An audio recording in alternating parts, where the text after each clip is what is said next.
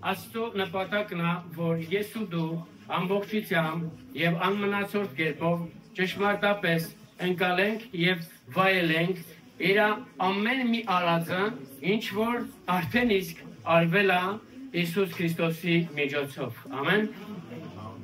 Կարող ես ինքդ քո համար որոշում կայացնես, որ այսօր քո սիրտը բացում ես իր խոսքի համար։ Մի մտածի, որ վաղուց բացել ես, բայց նայտես, ամեն օր դու հաց ես ուտում, ճիշտ է, բայց ամեն օր յուրահատուկ կերպով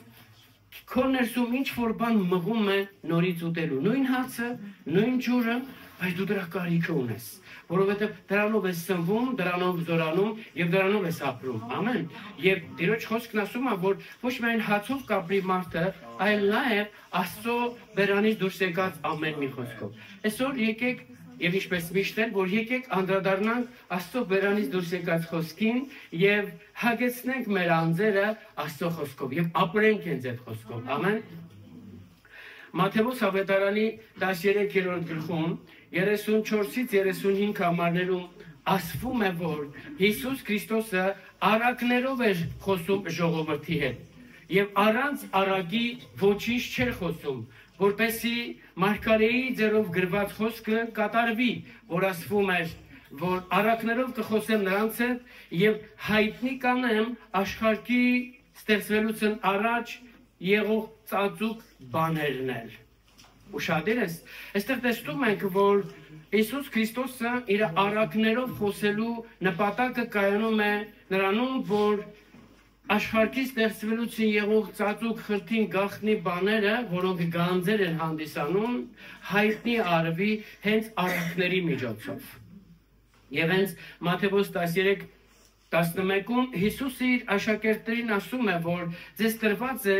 իմանալու երկնքի արքայության խորհուրդները, գաղտնիքները, բայց նրանց ոչ։ Այդ որ ասում են նրանց ոչ, դրանք նրանք էին, ովքեր թեպետ գնում էին Հիսուսի հետևից, բայց գնում էին օրվա հացը ուտելու եւ օրվա քաղցը հագեցնելու համար։ Իսկ աշակերտներին ասում են, ձեզ տրված է իմանալու երկնքի արքայության խորհուրդները, երկնքի արքայության գաղտնիքները։ Իմի, եթե ես ու դու մեր փափակը կայանում է նրանում, որ ամբողջությամբ այդ գաղտնիքները, այդ խորհուրդները ընկալենք, վայելենք, Հիսուս մեզանից չի ծածկում, բացահայտում է եւ ասում է, ձեզ տրված է, ձեզ է պատկանում այդ խորհուրդներն, այդ գաղտնիքները, ծածուկ գանձերը, բայց նրանց ոչ, նրանք ովքեր որ ուղղակի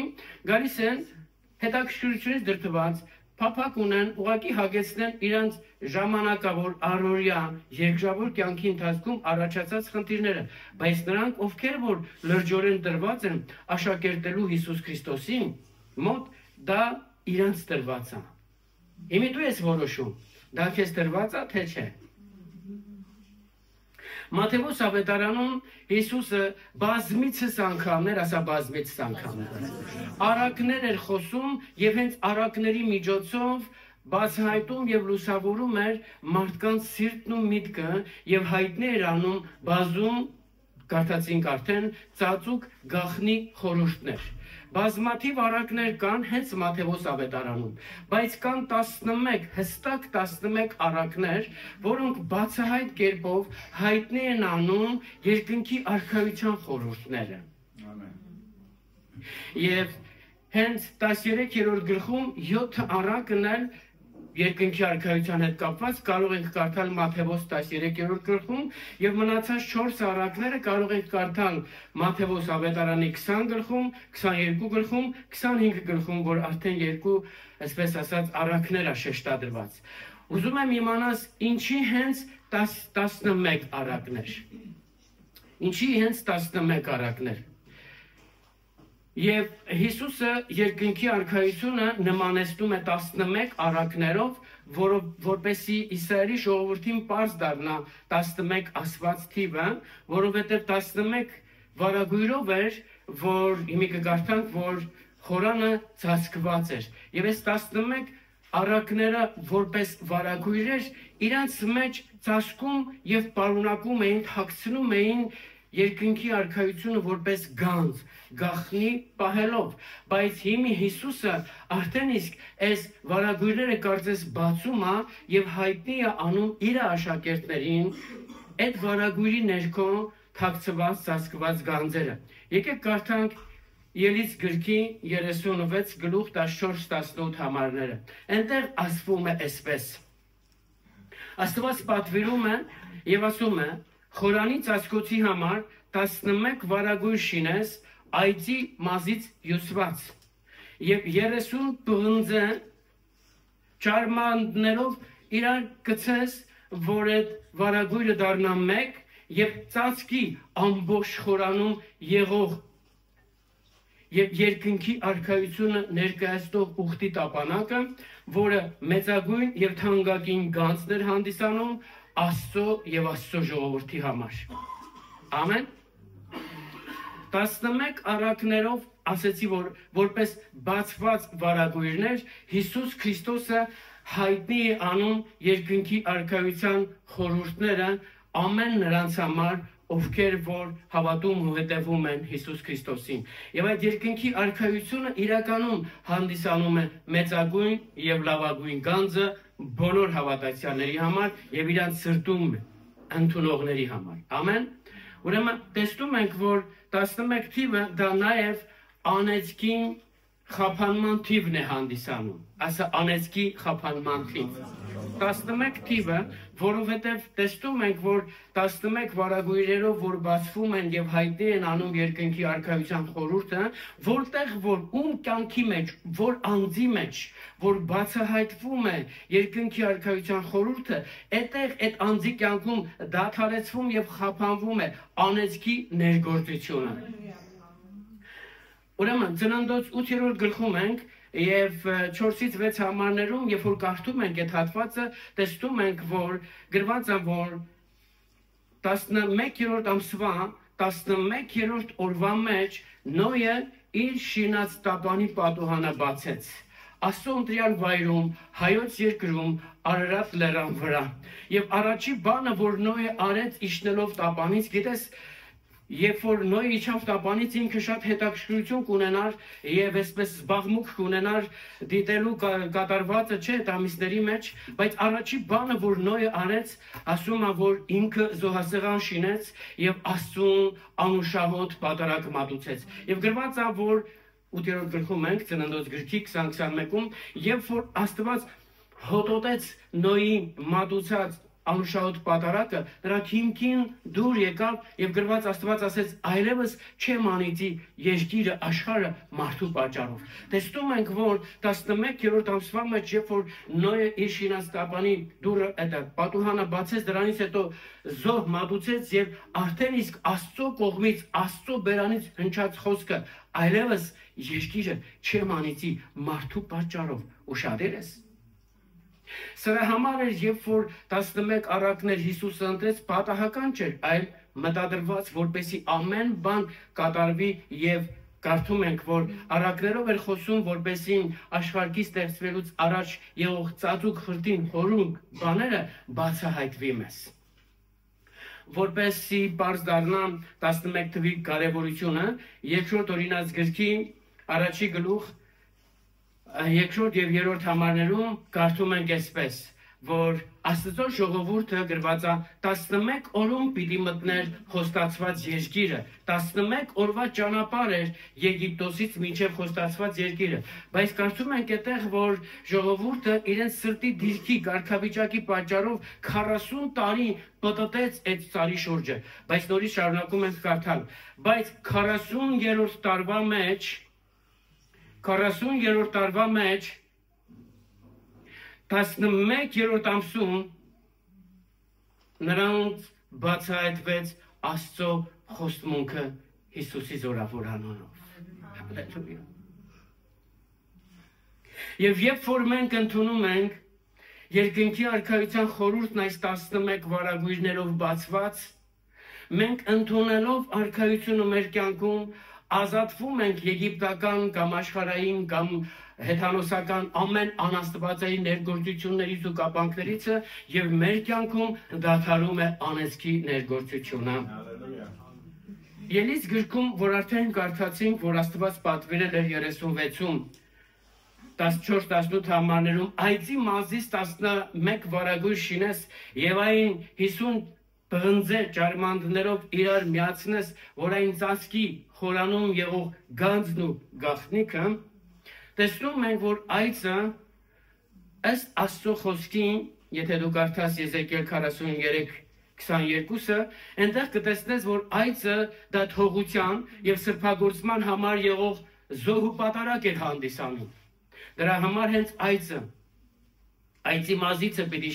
ուրեմն հյուսվել։ Եվ մենք գիտենք, որ այծը խորհրդանշում է Խաչյալ Քրիստոսին,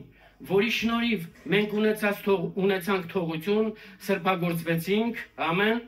եւ ուրեմն կանգնեցինք Աստծո գահի առաջին որպես արդարացված, բայց հենց Քրիստոս զոհի շնորհիվ, ամեն, եւ գրված է, որ Հիսուս Քրիստոսը մեր անեծքը վերցրեց մեր վրայից եւ մեզ ազատեց անեծքի ներգործությունից, որպեսզի Աստծո բոլոր խոստումները կատարածվեն մեր կյանքում Հիսուս Քրիստոսի շնորհիվ, ամեն։ Պղինձը, որ այստեղ ներկայացված է պղինձը, դա խոստացված երկրի լեռնաշխարհից պիտի ձուլեին։ Դա դու կարող ես կարդալ 2-րդ օրինաց 8-9 համարում։ Խոստացված երկրում եղող լեռներիցը պիտի ձուլեին պղինձը եւ ասում է, այդ երկրում բնակվող Աստծո ժողովուրդը պաշտպանված էր, ապահովված էր եւ որևիցե բանի կարիքը չուներ։ Եվ պղինձը դա խորհրդանշում է Հիսուս Քրիստոսի չարչարանքները։ Եվ մենք գիտենք, որ Քրիստոսի չարչարանքների շնորհիվ է, որ մենք ազատագրվեցինք ամեն անեծքից ու կապանքներից, եւ որ այդ երկիրը, որ խոստացված երկիրը, որ ինքը Քրիստոսն է, մենք այդտեղ վայելում ենք Աստծո պաշտպանությունն ու ապահովությունը։ Ամեն, ասում ես իմ հետ։ 50 թիվը, որը 50 ջարմանդներն էին, հա, որ վարագույրը մեկ էր դարձնում եւ այդ մեկացած վարագույրը ծածկում էր գանձը Աստծո արքայության հետ կապված, 50 թիվը դա Աստծո հոբելյանական թիվն է, բարեհաճության թիվն է, շնորհման թիվն է։ Դու դա կարող ես կարդալ Ղևտացիների 25:10-ում։ Եվ հենց Հիսուս Քրիստոսի հարությունից հետո 50 օր հետո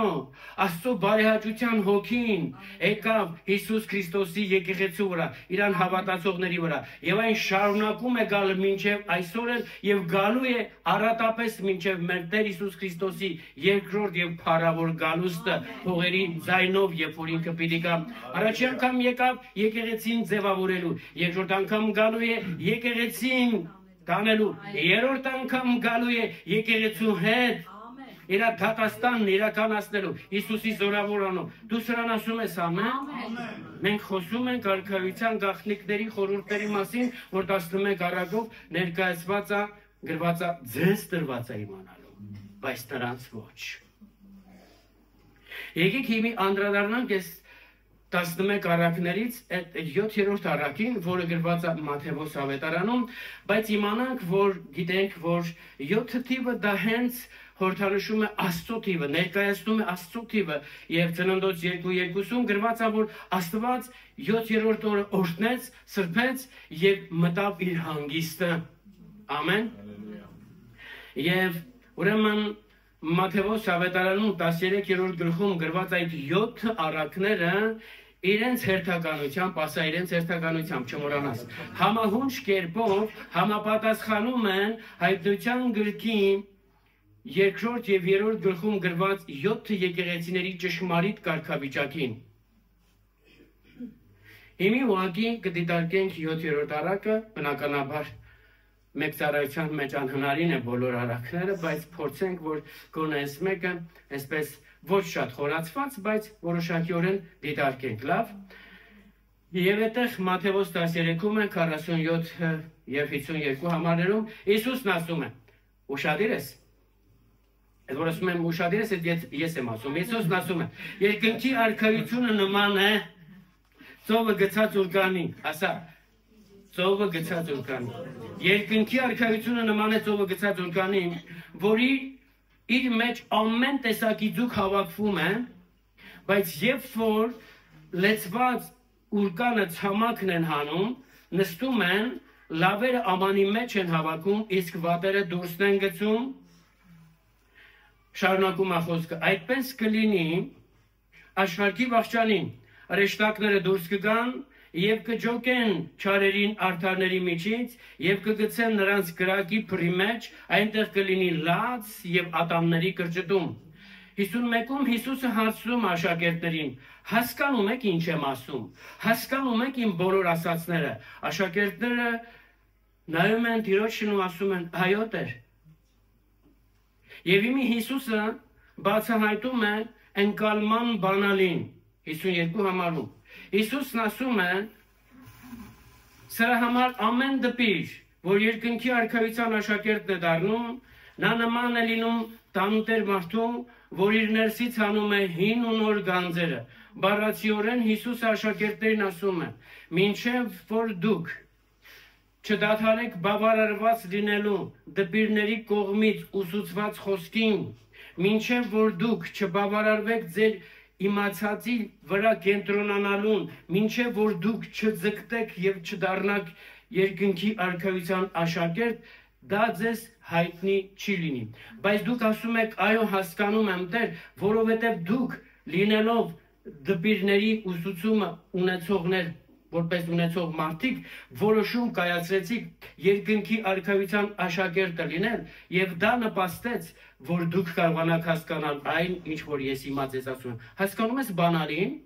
աշակերտ լինելն է։ Ուրեմն, ցանկացած դպիր, այսինքն մարդ, որը խոսքը ուսուցանում է։ Նա չպիտի բավարարվի իր ուսուցումով, նա չպիտի բավարարվի իր գիտությամբ, նա պիտի ջանկանի, որ դառնա երկնքի արքայության աշակերտը։ Սովորի, ընկալի, ընդունի, վերապրի այդ ամեն խորհուրդները։ Դա հանդիսանում է բանալի։ Եթե դու մինչև հիմի որոշ բաներ կա, ի նկատի ունեմ, որ արդեն 50 տարի գալիս ես եկեղեցի, դեռ որոշ բաներ կա, որը չես իմանում, Հիսուսը խի խաչվեց այ բալամ։ Դա նշանակում է, որ դու լրջորեն դրված ես նրա աշակերտը լինելու։ Ես միշտ ասում եմ, եթե դու հրեշտակների թևաբանությունը չիմանաս, թե քանի թև, քանի հրեշտակ եւ որ հրեշտակն ունի, ոչ մի բան չես կորցնի փրկության առումով։ Բայց եթե դու չիմանաս Հիսուսը ինչի խաչվեց, դու կզրկվես հենց խաչի միջոցով փրկություն ունենալու շնորհքիցն է։ Հասկանում ես? Հասկանում ես ինչ եմ ասում։ Հալելույա։ Ուրեմն, այս առակը ճշմարտապես ընկալելու համար նախ եւ առաջ Սուրբ Հոգու միջոցով եկեք անդրադառնանք Հիսուսի ասված խոսքին, որ ասվեց Մատթեոս ավետարանին 25:32-ից 46 համարներում։ Այստեղ ասվում է, Հիսուսն ասում. երբ որ մարդի որդին գա իր փառքով եւ հրեշտակների հետ եւ նստի մարդի որդին ի նկատի ունի ինքը Հիսուս Քրիստոսը նստի իր թագավորական գահին, լսեք, գրված է, բոլոր ազգերը տեսանք, որ ուրկանը, որ գծվում էր բոլոր ազգերից, այսինքն բոլոր տեսակի ձկները, դրանք բոլոր ազգերից եղող մարդիկն են, ասում է կհավաքվեն նրա գահի դիմաց եւ նա Տերը կզատի մարդկանց ինչպես հովիվը զատում է գառներին այծերից։ Ուշադիր ես։ Ուրեմն այդ ուրկանից, որ ջոկվեց լավերը վատերից, այսինքն զատվեց։ Հիմի Հիսուսը խորհուրդն է բացատրում, թե զատել ուրկանից հանել, դա ինչ է նշանակում։ Ինչն էին հանում ուրկանից եւ մի կողմ գցում վատերը, վատ ձկները։ Եվ հիմի այստեղ ասում է, որ դա Տերոջ զորությունը, երբ որ գալու է իր փառքի զորությամբ, իր գահին նստելու ամբողջ ժողովուրդը երկրի հավաքվելու է իր գահի առաջին։ Մենք էլ ենք կանգնելու իր գահի առաջին, բայց այդ գահը մեր համար լինելու է շնորհքի գահ։ Բոլոր նրանց համար, ովքեր որ աշակերտում են երկնքի արքայությունը, ընդունում են, վայելում են։ Եվ ասում է, որ եւ նրա աջ կողմը կանգնողներին ինքը Տերը կասի. եկեք ինձ մոտ իմ հորս օրհնվածներ եւ ժառանգեք աշխարհի ստեղծվելուց առաջ ձեզ համար պատրաստված հավիտենականությունը։ Լավ, ինչի համար, ասում է, որովհետեւ ես սոված էի, դուք ինձ կերակրեցիք, ծարավ էի, ջուր տվեցիք, օտար էի, ընդունեցիք, հիվանդ էի, ասում է, այցելեցիք։ բանտում էի, հիվանդ էի հոգ տարակ, բանտում էի այցելեցիք։ Ասում այս արդարները կասեն, Տեր, երբ ես դու հայտնվե այդ կարգավիճակում եւ երբ ենք քեզ մենք այս օգնությունը ցուցաբերել եւ Տերը կասի, եթե իմ փոքր եղբայրներից մեկին արեցիք, ինձ արեցիք։ Լնայի կողքից տես քանի փոքր քուր եղբայր կա, Տիրոջ փոքր քուր եղբայր։ Ասում եթե իրանց արեցիք, ինձ արեցիք։ Բայց ասում ձախ կողմում եղողներին կշրջվի ու կասի, դեն գնացեք ինձանից, գնացեք գրակի լճի մեջը, որովհետև դուք այդպես չվարվեցիք, ինչպես վարվեցին արդարները։ Եվ այծերին, ասում կջոգի ձախ կողմը, եւ այծերին ռուսերեն մի քիչ լավ առնում, բայց հայերեն էլ ոչինչ։ Այծերին ուրեմն կուղորթի գրակի մեջ, չէ, հավիտենական գրակի մեջ, բայց ասում արդարները հավիտենական կյանքը կժառանգեն։ Ուշադրություն դարձրեք, երկուսն էլ հավիտենական է, տանջանքն էլ հավիտենական է, կյանքն էլ հավիտենական է։ Բայց մենք ենք, որ պիտի որոշենք, որտեղ ենք անցկացնելու մեր հավիտենականությունը։ Հավիտենական տանջանքում, թե հավիտենական կյանքում։ Դուք ասես Սարգիս եղբայր, բայց չէ որ մենք եկեղեցում ենք, այո։ Բայց չէ որ մենք ուրկանում ենք, այո։ Բայց չէ որ հենց ուրկանից հանվեցին այդ այծերը։ Եկեղեցուց հանվեցին այդ այծերը։ Չէ որ ուրկանը երկնքի արքայությունն էր ներկայացնում, որ գծված էր ծովի մեջ, որտեղ տարբեր ձկներ մարդիկ, հա, ինքն ինքնատի չունի ձուկը։ Արակներն ընդհանուր առմամբ այլաբանորեն պիտի հասկանանք եւ այդ այլաբանությունը պիտի լիակատար կերպով համահունչ լինի Աստծո խոսքին։ Հալելույա։ Ուրեմն տեսանք, որ ծովը գծած ուրկանը դա Հիսուս Քրիստոսի ավետարանն է, որը ներկայացնում է Հռոմեացիների 1:2-ում, որ Պողոս Արաքյալն ասում է, որ Աստված մեզ կանչել է Քրիստոսի ավետարանը քարոզելու եւ Քրիստոսի ավետարանը, որը ի սկզբանե 5 տակարանում էր, ներկայացված էր մարգարեների միջոցով, հիշում եք։ Ուրեմն ուրկանը դա ավետարանն է, Քրիստոսի ավետարանը, դա նաև շնորհքի ավետարանն է, որ գրված է Գործ 20-22-ում, դա նաև այն փրկության եւ խաղաղության ավետարանն է, որ գրված է Եփեսացիների գրքում, դուք կարող եք կարդալ 1-ից առաջի գլուխ 13-ը եւ 6-րդ գլուխ 15 համարը, եւ արքայության ավետարանը, որ մենք գիտենք Մատթեոս 24:14-ում, որը Հիսուսը ներկայացրեց, եւ նաև ծովը գծած ուրկանը, այստեղ ամբողջությամբ ներկայացնում է հավիտենական ավետարանը, որը գրված է Հայտնության գրքի 14 գլուխ 6 եւ 7 համարներում, ասա հավիտենական ավետարան։ Ուրեմն իմացանք, որ հավիտենական ավետարանն է, որ Աստծո հրեշտակը քարոզում է։ Կարդում ենք Հայտնություն 14 գլուխ 6-ից 7 համարներում։ Աստծո հրեշտակը ավետարանում է հավիտենական արքայությունը, բայց մենք գիտենք, լսի, մենք գիտենք, որ 7 եկեղեցիներին ուղված 7 պատգամներն ուղված էին եկեղեցիների հրեշտակներին, ամեն, հրեշտակներին, այսինքն թե եկեղեցու առաջնորդներին, ամեն։ Իմ այստեղ հրեշտակը ավետում է հավիտենական ավետարանը եւ ասում է, ավետարանում է ամբողջ մարդկությանը երկրագնդի վրա բոլոր բնակիչներին, ամեն ազգի, ամեն լեզվի, ամեն ցեղի եւ ասում է. վախեցեք Աստվածանից, փառք տվեք նրան, երկրպագեք երկնքի ու երկրի, ծովերի ու ջրերի արարչին, որովհետեւ նրա դատաստանի ժամը հասել է։ Տեսնում ենք, որ Մատթեոս ավետարանում 13-րդ գլուխ 47-52 խոսքերում, երբ որ Հիսուսն ասում էր, որ երկնքի արքայությունը նման է ծովը գծած ուրկանի, բառից բուն իմաստով ինքն ասում է, որ դա այդ ավետարանն է, հավիտենական ավետարանը, փրկության շնորհքի ավետարանը, Քրիստոսի ավետարանը,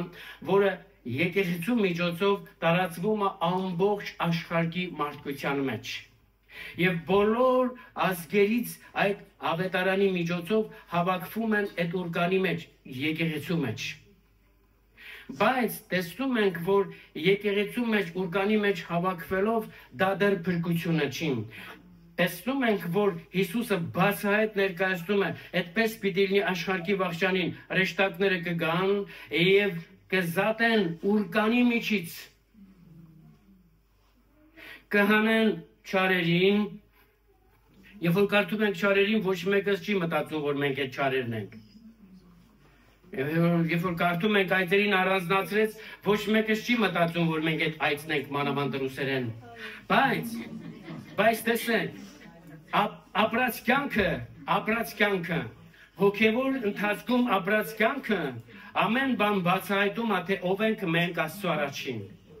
Լավ կլինի ճշտապես գնաս, մինչև վերջ լսես, որ վերջում մենք աղոթելու ենք և որոշում ենք կայացնելու, թե որ կարգավիճակում ենք ուզում լինել, լավ։ Ուրեմն տեսնում ենք, որ ավետարանի միջոցով ուրկանի մեջ մարդիկ են հավաքվում ամբողջ աշխարհիցը, բայց երբ որ հրեշտակները գալիս են, հանում են, ուրկանի միջից հանում են վատերին և գցում են կրակով լճի փռի մեջը, և ասում է այնտեղ կլինի հավիտենական տանջանքը և ատամների կրճտումը, մեկին ասում են զգուշ մնա դժոխք չընկնես, ասում է ես վստահ եմ չեմ ընկնի, որովհետև գրված է այնտեղ ատամներ են կրճատացնում և ես ատամ չունեմ։ Իմենայն, ատամ չունենալը քեզ չի ազատում դժոխքից։ Լսեք, այնտեղ կլինի ատամների կրճտումը։ Այսինքն ցավի, տագնապի, ատելության, արա թե ոնց են փրկվեց ես չէ, հա, ուրեմն դա դժոխքում է լինելու։ Եվ ասում է, բայց արդարները կժառանգեն հավիտենական կյանքը։ Դու կարդացել ես այս ավետարանը, չէ՞։ Բայց արդարները կժառանգեն հավիտենականությունը։ Լսի, սա Տիրոջ խոսքն է, եւ այս խոսքը անհնար է հերքել։ Այս խոսքը անհնար է ժխտել։ Սա Տիրոջ խոսքն է։ Ինչպես որ Ելից գրքում 12-րդ գլխում Աստծո ժողովուրդը մեկ գիշերվա մեջ դուրս եկավ Եգիպտոսից, որ պիտի 11 օրումը հասներ խոստացված երկիրը, բայց իրենց սրտի կարգավիճակի պատճառով, որ իրենք չդադարեցին դատապարտելը, մեղադրելը, իրանց շատերի ոսկորները ընկած մնացին այդ անապատի մեջ։ Ճիշտ է, դուրս եկան Եգիպտոսից, ոնց որ ուրկանի միջոցով հանվեցին ծովիցը, բայց այդ տարիների ընթացքում նրանց ոսկորները ընկած մնացին անապատի մեջ։ Իրանք դուրս եկան ու կարծեցին, թե փրկված են, հալելույա, բայց մենք տեսնում ենք իրանց սրտի կարգավիճակը, իրանց միտքը չնորոգվեց։ Իրանց սկզբունքներն ու համոզմունքները չփոխվեցին, նրանք չդադարեցին մեղք գործելուց և չդադարեցին տրտնջալուց և չապավինեցին Աստծուն։ Եվ սրա համար են այն խոստմունքը, որ իրանք ունեին փրկությունը ժառանգելու համար, չժառանգեցին։ Դուք դա կարող ես կարդալ Եբրայեցիների 4-րդ գլուխ 2-ից և 2-րդ և 3-րդ համարների մեջ։ Թեպետ որ ունեին խոստմունքը,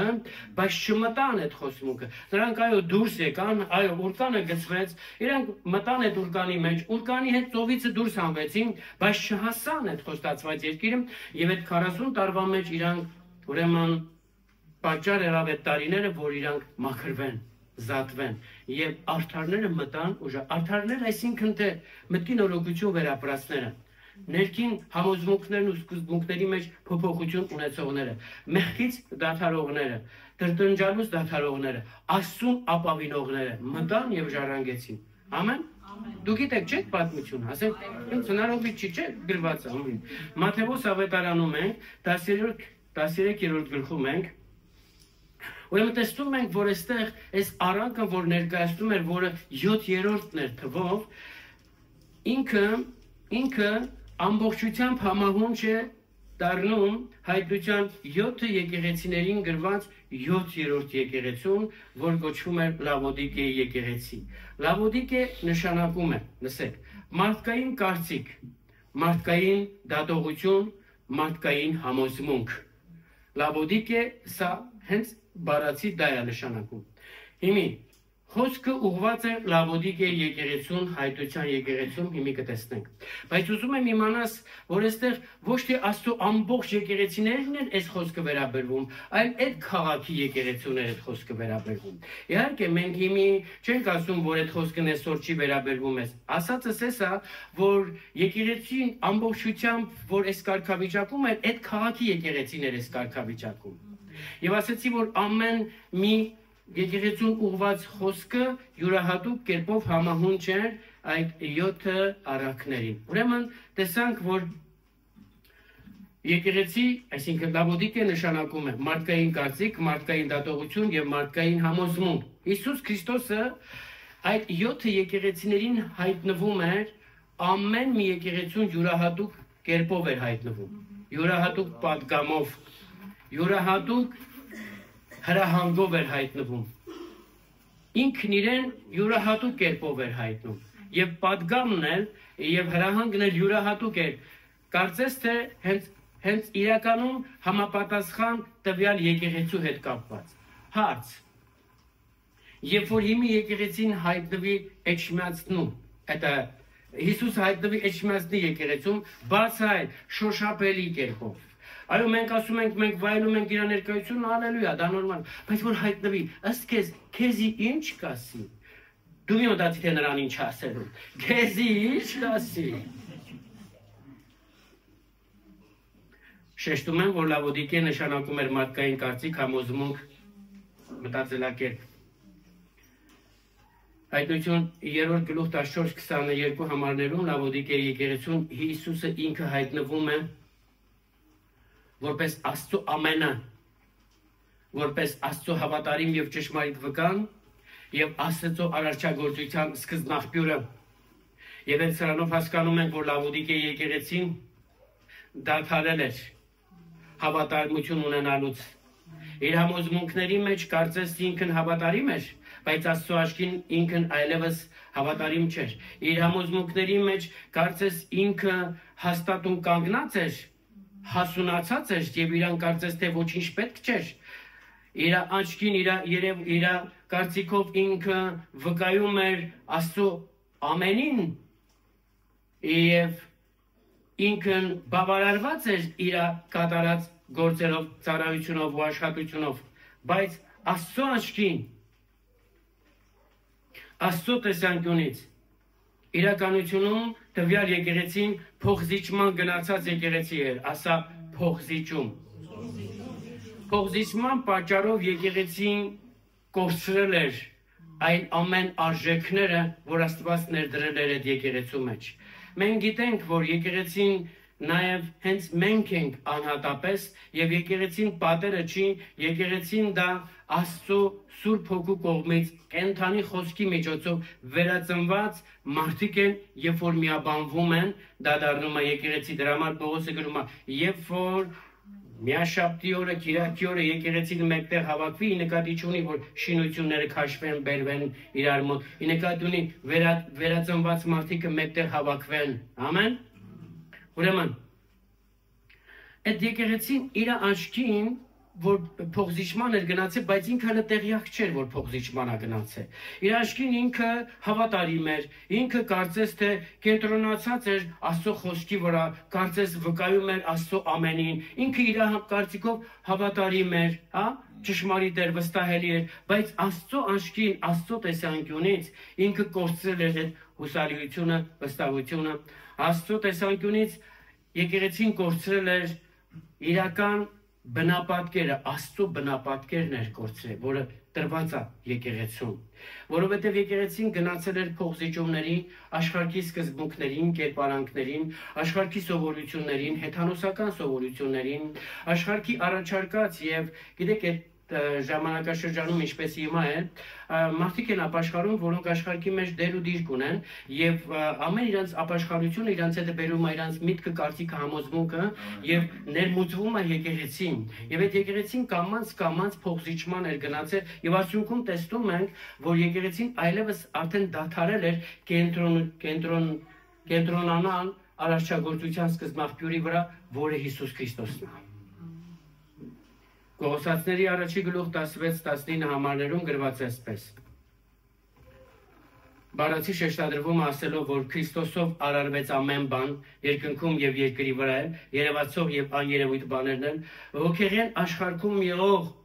գահակալները, տերություններ, պետություններ, իշխանություններ, զորություններ, ամեն բան հենց նրանով եւ հենց նրա համար ստեղծվեց եւ ինքն է ամեն բանից վեր եղողը։ հայրն էլ կամեցավ, որ Քրիստոսի մեջ պարունակին իր աստվածային ամբողջական բնությունը, լիությունը, զորությունը։ Հայրը կամեցավ, որ Քրիստոսը վեր լինի ամեն արարչագործություններից։ Ամեն, որովհետև նա ինքը Հիսուսը արարված չէ, նա է արարիչը։ Ամեն։ Ինչ որ թարգմանություններ կա, որ դու կկարդաս, որ ինքը արարչագործությունների սկիզբն է, այսինքն ճիշտ թարգմանությունը կայանում է սրանում, ինքը ամեն արարչագործություններից վեր է։ Ամեն։ Հալելույա։ Եվ իմի տեսնում ենք, որ Լավոդիկե եկեղեցուն Տերն ասում է, որ դու կարծում ես։ Գիտենք, իմացանք, որ Լավոդիկե նշանակում է մարդկային կարծիք, համոզմունք, մտածելակերպ, ասում է դու կարծում ես, որ հարուստ ես, դու կարծիք ունես, որ մեծացած ես, դու կարծում ես, որ դու այլևս ոչ մի բանի կարիք չունես, ինչպես այսօր մարդկանց վկայում ես, ասում ես հավատա Քրիստոսին, ասում է ինչի՞ց է պետք, ինչ ասես ունեմ։ Տերը ներկայացնում էր եկեղեցու կարծիքը, որ ինքն իր մասին այդ կարծիքը ունի։ Շատերս չեմ մտածում ենք, դե ալելույա, մենք արդեն հավատացյալ ենք, վերստին ծնված, Սուրբ Հոգով մկրտված, ծառայություն ենք անում, 50 տարի եկեղեցի են գալի, ալելույա, լավ, բայց տերիա։ Տես, Աստված բառացի խոսում է եւ ասում է, բայց դու չգիտես, որ թշվառ ես, ողորմելի ես, աղքատ ու կույր ես եւ մերկ ես։ Եկեղեցին ինչ կարգավիճակում է իրականում Աստծո տեսանկյունից։ Կարող է պետք է չխոսի եսի։ Եկեղեցին ինչ կարգավիճակում էր Աստծո տեսանկյուն, դա իրականում Աստծո տեսանկյունից, բայց ինքն իր տեսանկյունից եկեղեցին ինչպես էր կարծում, թե ով է ինքը։ Երբ որ խոսքը գնում է հենց Լավոդիկե եկեղեցու մասին, մի մտածի, որ այսօր այս խոսքը մեզ չի վերաբերվում։ Այստեղ յուրաքանչյուրս, որ իմի նստած ենք, եւ յուրաքանչյուրս, որ հետո կլսենք այս խոսքը, ամեն մեկից վերաբերվում է, որտեղ մենք անհատապես եկեղեցի ենք, եւ մենք մարդկային կարծիքով մտածում ենք, մենք ենք, որ կանք։ Եթե չլինենք մենք, եկեղեցին կավիրվի։ Կներես, եկեղեցին քեզնից կախում չունի, եկեղեցին պիտի կախում ունենա միայն մեր Տեր Հիսուս Քրիստոսից։ Ամեն։ Եվ այստեղ եկեղեցին կարծում էր, որ ինքն հարուստ է, մեծացած է, ոչ մի բանի կարիք չունի։ Կարող եք փոխել այս միգրաֆոնը։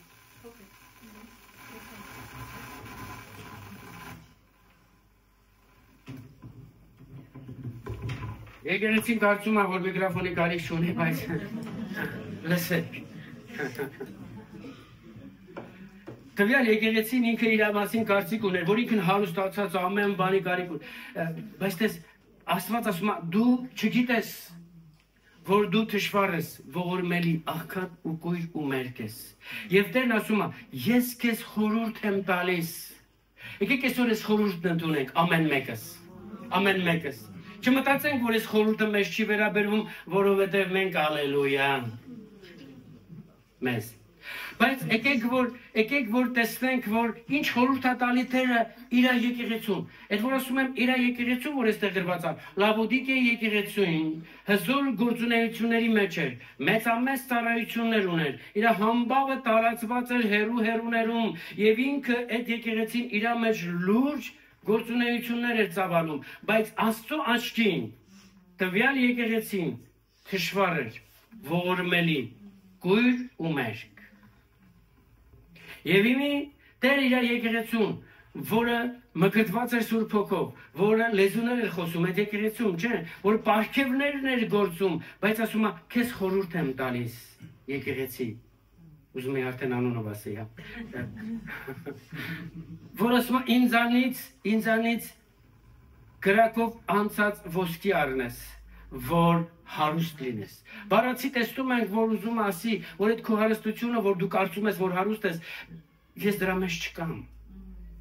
Ինչքան էլ որ դու հարուստ ես, դու ինձանով հարուստ չես, եւ ես կարիք ունեմ, որ դու ինձանով հարստանաս։ Եվ ասում է ինձանից վերցնես սպիտակ հանդերձներ, որ ամոթալի մերկությունը ծածկես։ Սպիտակ հանդերձները դա Քրիստոսով եղող արդարությունն է, այնինչ եկեղեցին արդեն ձևավորվել էր իր բարի գործերի հիման վրա արդարացված լինելով։ Հասկանում ես։ Իհարկե մենք պիտի անենք բարի գործեր արդարացված լինելով Քրիստոսով, բայց դա չի, որ մեզ արդարականգնեցում Աստծո առաջին, այլ Քրիստոսի խաչի խորհուրդն է մեզ կանգնեցնում։ Ամեն։ Եվ ասում է, խորհուրդ եմ տալի, որ դու դեղ առնես ինձանից։ Լավոդիկեն այնտեղ մեծ, այսպես ասած, արտադրամաս ուներ, դեղեր էր սարքում, աշկի դեղեր սարքում, հա։ Եվ ուրեմն ինքն ասում է, որ ավելի լավ է, որ դու ոչ թե կենտրոնանաս քո արտադրած դեղերի վրա։ Գիտես մենք ինչքան աստվածաբանություն ենք արտադրում մեր մեջ։ Մեր արտադրած, մեր շինած, մեր ձևավորված աստվածաբանությանը գերի ենք ընկնում մենք։ Իմի ասում է, ինձանից արվետ դեղը դա Աստծո խոսքն է, եւ գրված է, որ ինձ գտնողը կյանք է գտել, եւ դեղը իր ամբողջ մարմնի համար, ասում է, իմ դեղը վերցրու, այ բալամ ինչ դեղ ես արտադրել դու քո մեջ, ինչ աստվածաբանություն ես հիմնե կառուցե, ու իմի քարոզում ես ու ընկնում ես դրա մեջ քարոզում, ասում է դարձիր ինձ, քսիր, գրված է ռուսերենի մեջ ասում է քսիր, այսինքն Քսել դա օծելու խորհուրդ ունի։ Բառացի ասում է, որ Քրիստոսում է եղող օծությունը եւ նրանից եկած շնորհքը վերցրու քո վրա, որ տեսնես եւ բժշկվես։ Եկեղեցին կարծում էր, որ ինքը այդ ամեն բանի մեջ առատություն ունի, բայց տեսնում ենք, որ իրական եկեղեցին կարիք ուներ Աստծուց անմիջապես վերցնելու, ամեն, Աստծուց վերցնելու։ Միգուցե ես ու դու շատերի ասածից ինչ որ բաներ վերցնում ենք, բայց եկեք բուն Աստծուց վերցնենք, բուն Աստծուց վերցնենք, ամեն։ Ուրեմն տեսնում ենք, որ Աստծո եկեղեցին, որ փողզիչման էր գնացել, ասա փողզիչում։ Երբ որ ասում ես փողզիչում, մի մտածի, որ կողքին ընդ գնացել է դրա մեջ։ Երբ որ ասում ես եկեղեցին փողզիչման է գնացել, մի մտածի, որ ինչ որ մի տեղում գործող եկեղեցին, սա ամեն մեկս անհատապես պիտի վերցնենք մեր վրա։ Ամեն։ Ուրեմն փողզիչման գնացող եկեղեցին, որը մարդկային սովորություններին փողզիչման էր գնացել, մարդկային սկզբունքներին ու գաղափարախոսություններին փողզիչման էր գնացել, կորցրել էր բուն պատկերն Աստծո, որ իրանում կար, եւ եկեղեցին, լսեք, փողզիչման գնացած եկեղեցին Աստծո աչքին դարձել էր թշվար, նվաստացված, աղքատ, ողորմելի, կույր եւ մերկ։ Ցանկացած անձ, որ փողզիչման է գնում աշխարհային սովորություններին, հեթանոսական, կրոնական սկզբունքներին, Աստծո տեսանկյունից այս կարգավիճակն ունի, կապ չունի ծառայությունը, կապ չունի տարիների քո գործունեությունը, կապ չունի քանի տարվա հոգևոր ստաժ ունես, կապ չունի ինչ նեղություններ ես կրել, կարևորը, որ հիմա ինչ կարգավիճակում ես։ Եթե մարդը վերցնենք այսպես Գաղատացիների եկեղեցում Պողոս առաքյալը գրում ասում է իզուր են ուրեմն որ դուք այդ դժվարություններն անցաք Սուրբ Հոգին ընդունեցիք շնորհքն ընդունեցիք եւ այդ դժվարություններն անցնելով հանդերձ հիմի կենտրոնացել եք մարմնավոր կարգավիճակում եւ ինքն ասում է հիմի իզուր էր այդ անցած վիճակը ձեր ուշադիր ես ուրեմն Տերը հայտնվում է Լավոդիկեի եկեղեցում եւ նրա նպատակն է որ եկեղեցին վերադառնա Քրիստոսի ճշմարիտ խոսքին եւ ասում է ինձանից առ այդ խոսքը, որը կրակով փորձված ոսկին է, կրակով փորձված ոսկին հենց Հիսուս Քրիստոսի տանջանքների, նեղությունների միջից ձուլված ճշմարիտ ուսմունքն ու վարդապետությունն է, որ եկեղեցին դրանով ունի կյանք եւ փրկություն։ Եվ ասում է Քրիստոսով եղող արդարության հանդերձները քո վրա թաքին։ Կա չէ մարդիկ արդարության հանդերձ ունեն, բայց դա նայում ես դա իրանց ձեռք բերած հանդերձն է։ Հիսուսն ասում է ես իմ տված հանդերձներն եմ ուզում տեսնեմ քո վրա եկեղեցի։ Ինձանով արդարացված լինելն եմ ուզում տեսնեմ քո կյանքում։ Բայց մեզանից շատերս մենք կենտրոնացած ենք մեր արած հիմունքների վրա մեր արդարության հիմունքների վրա ոչ թե Աստծո։ Եվ ասում է որ այդ դեղը որ դու ընդունես Քրիստոսում եղող օծությունը, շնորհքը եւ դու կարողանաս տեսնես, առողջ լինես։ Եվ այդ դեպքում է միայն որ յետ կբերես այն, ինչ որ փողզիչման պատճառով եկեղեցին կորցրել էր։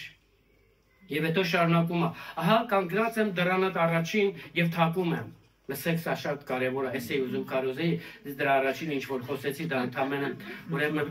նախաբանն է։ Ուրեմն լսեք, ասում